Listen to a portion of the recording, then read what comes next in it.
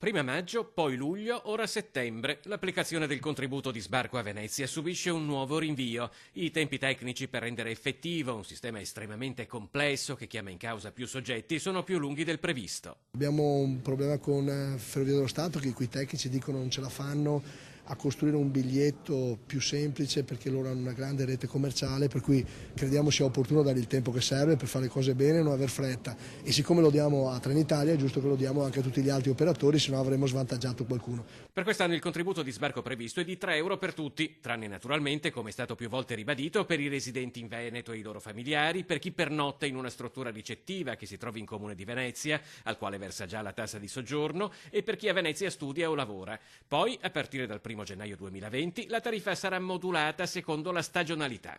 Per il sindaco comunque non c'è fretta, meglio attendere che tutto possa funzionare per il meglio. Nessun problema, non avevamo deciso di far cassa con il contributo di accesso, era un modo perché tutti sapessero che bisogna rispettare la città. Se questo è l'obiettivo l'abbiamo già raggiunto, non è un problema del quanto, non abbiamo nessun bisogno di bilancio, è il problema che tutti quelli che vengono sappiano, che vengano decorosi, capiscano che a Venezia non è un parco giochi, che non ci si può bivacare per la strada, che c'è la gente che vive, ci sono i bambini che vanno a scuola, ecco, bisogna venire con quella dignità, bisogna dare rispetto alla città, si otterrà grande rispetto.